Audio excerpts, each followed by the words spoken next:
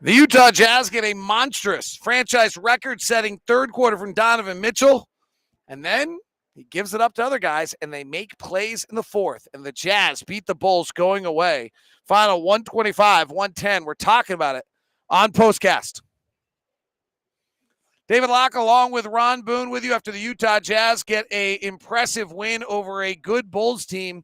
The Jazz have now answered their last 4 losses with a win, which, mental fortitude is one of the things we've talked about a lot. We think about it a lot inside of games. We're seeing it from game to game instead of inside of games, Ron. Yeah, and that, is it good or is that a bad thing? It's kind of hard to pick on some things, but with the way the Jazz are playing now, and some of the mistakes that they make, hopefully they can rectify those going down the stretch here into the playoffs. But you're absolutely right about a game within a game, because there was some Donovan Mitchell had a game going of his own. So Merritt Kogic hits him with a technical foul, and then Donovan goes crazy. He had 25 third quarter points. Craig Bolerjack just told us that is a franchise record for the Utah Jazz, surpassing Karl Malone. It is the most points Donovan has ever scored in a quarter. He had 4 other times scored 20. We'd actually lost all those games, by the way. Yeah. So that's the first time he scored 20 in a quarter. We actually won. What do you see from Don and the array of things he did in that third quarter? He was upset. He took it upon himself. He got hot, and the way he created things out there on the floor is very impressive. Now, he does that quite a bit. And his range, David, is going farther and farther away from the three-point line. And it's not like he's forcing it to get there. It's pretty much on target.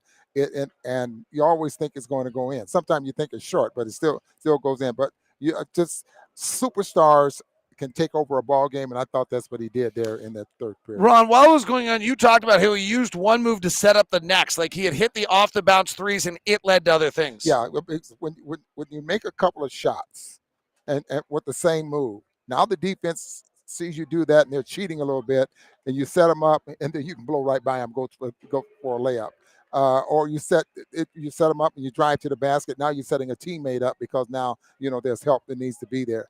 Donovan has really turned into, I think, a student of the game, a student of the next play. If you understand what I mean, just understanding what happened the last possession and what I can do the next possession.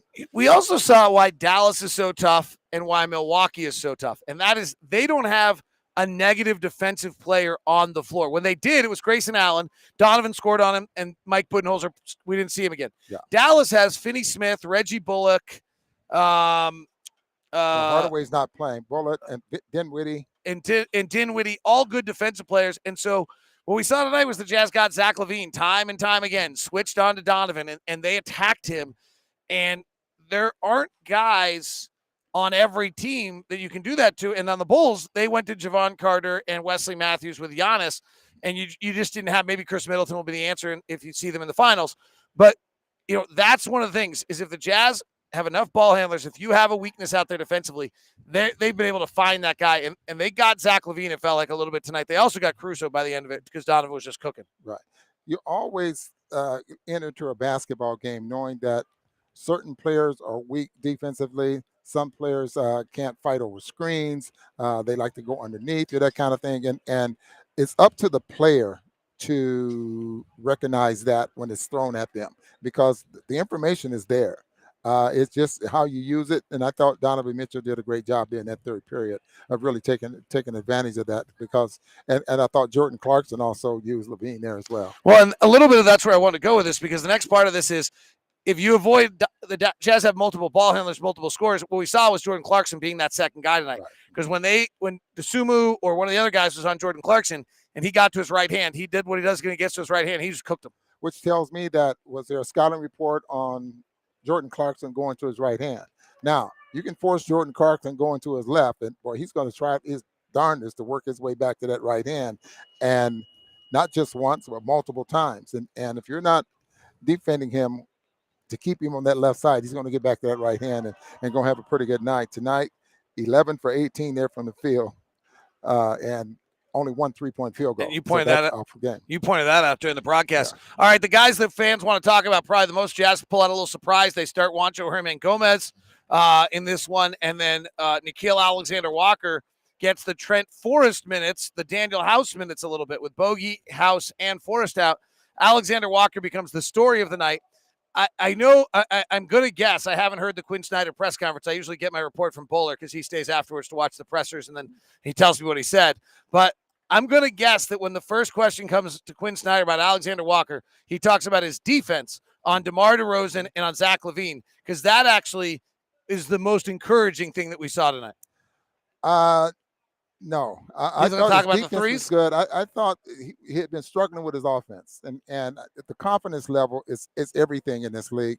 And I thought that once he made that three from the left corner, that opened up things for that right corner. Now Donovan helped that because of his dribble penetration, gave Alexander Walker enough time to gather himself and get his feet together and find the seams and knock down the shot. But his defense is good. I think they know that. But offensively, I think if he's going to help this team, he needs to definitely do it on the offensive end of the floor as well. Now, let's back up a little bit, a few games, maybe 6, 7, 8, maybe 10 games, or maybe more with Trent Forrest.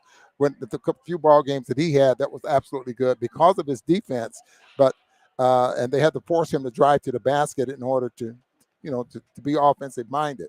So let's hope that Alexander Walker can continue to surge and give the Jazz something here where he can demand minutes out there on the floor. He has the offensive capability, right? He scored 30, I think, 5 times in his career in New Orleans. But, the question was whether he had the length to be a good defensive player. That's a tough assignment. Forrest has done amazing things. He's been terrific for the Jazz. He's won us numerous games this year. The problem is his scouting reports are getting out. They're guarding him less and less as the season's going on. We saw Dallas, who'd suddenly seen us for the 3rd time since he was playing, just simply not guard him at all. And you just can't survive without somebody being guarded. So if Alexander Walker can show some of that defensive prowess while being able to make some shots, he is, let's be fair, he had a good shots tonight. Coming into tonight, he had the, 2nd or 3rd lowest effective field goal percentage of anybody in the NBA. So, it's not clear he can make shots every night. Tonight he made them, but he was terrific. And it's a great way to see it in the crowd's reaction when he went to the free throw line. Had to make what has got to have been a very tumultuous last month for him, give him some spirit and some hope. Yeah, and he's 6'5". That gets right in the category with some of the guys we're talking about with the Dallas Mavericks with some length. So hopefully, again, we're going down the stretch, and what do we have? About 13 games left or something like that. Then that he can get enough confidence in the coaching staff where he can. I won't say demand. Quinn doesn't like that word, so I'm not going to use it anymore. But I mean, frankly, there's minutes open on this roster right now, right? Like we do not have a solid 240 minutes heading in the playoffs. There are minutes to be won. He made a nice quest for it. I thought Hernangomez was fine tonight. Yeah. He missed his shots. And I think what you have to be careful about is judging guys simply on made shots, right? That Nickell Alexander-Walker is terrific because he made a bunch of shots, and Hernangomez is bad because he missed a bunch of shots. I actually liked a bunch of little things I saw out of Hernangomez tonight. I saw him on multiple occasions get back in transition defense. I saw the cut where he got on the give and go. I thought he did things right tonight. Is he super athletic or anything like that? No, he's actually a pretty darn good rebounder at 6'9". He had a good board in there. I actually think he's a viable player if he can make that corner three. He's a 39% career corner three shooter. I actually think he could give us 12 or 13 minutes a night if we need it. I don't have any doubt about that. I agree with you totally. He's a guy that's 6'9". We saw him get in there, and at one time it was only him and Rudy that was fighting for rebounds. So you can expect that out of him as well. But let's talk about Chicago for a little bit because this team is. And was the Jazz defense the key tonight, or was it Donovan's just offense? Because the Chicago Bulls, second in free throw field goal percentage, second in 3-point field goal percentage. I think they're second in field goal percentage there as well, if I remember right from today. And they still shoot 43%, 35% from the 3-point. That's pretty low for them. I mean, I think they finished 47%. 47%. Did I say 43? Yeah, you did. 47%. I think it's a combined effort, Ron, because in the first half of this game, the Jazz defensive effort was a 96. Mm-hmm. So the Jazz defense was incredible in the first half, other than transition. And the Bulls were out in transition about 19% of the time in the first half of the game, which is super high. But the half-court defense was amazing, holding the Bulls to about 0.75 points per possession. In the second half, the defense in the half court wasn't as good, but they kept them out of transition. I believe the final number. Which is the key with that team. The final number in transition, I think, came down to my guess. I'm going to do some kind of guessing here, but I'm going to guess that in the second half in transition, they were only in transition about 14.8% of the time instead of 18.8% of the time.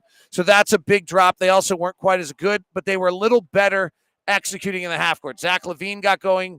DeRozan hit a few shots. The Jazz had a hard time there. So, but by the end of the night, the Jazz defensive rating tonight was a 107, which is, 7 points below the Bulls average and 3 points below our average. So I would say it was a pretty darn good overall defensive night by the Jazz. Good.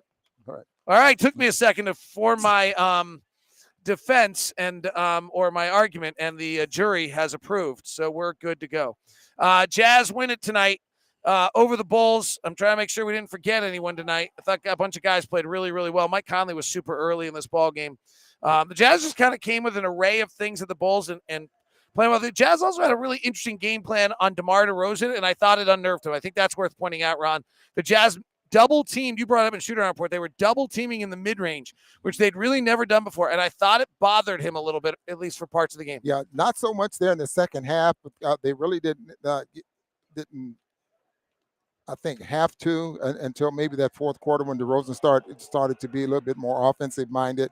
But he was doing a great job at the elbows there. And when the Jazz worked on double teaming him was more when he had his back to the basket or they were shadowing and then run at him, that type of thing. But you're absolutely right. One heck of a job. He ended up shooting 50% from the field, but that's DeRozan. I mean, you just can't do a lot with him in the mid-range. By the way, Forrest, I see you saying you got the Bulls broadcast tonight. Nothing's better than Bowler and Thurl, but I would point out that Adam and Stacey are about as good as it gets in this league. Adam has been kind of around the game and one of the rising stars and picked up the Bulls job recently, and Stacey King is super fun. So you'll enjoy that broadcast. Have a good one tonight, everyone. I'll be back with you tomorrow for Locked On Jazz. Friday, the Clippers come to town. Minnesota, Dallas, and Denver all won tonight, so no wiggle room. 7 is looming still. The NBA has sure made everything fun this time of year. Have a great one. Talk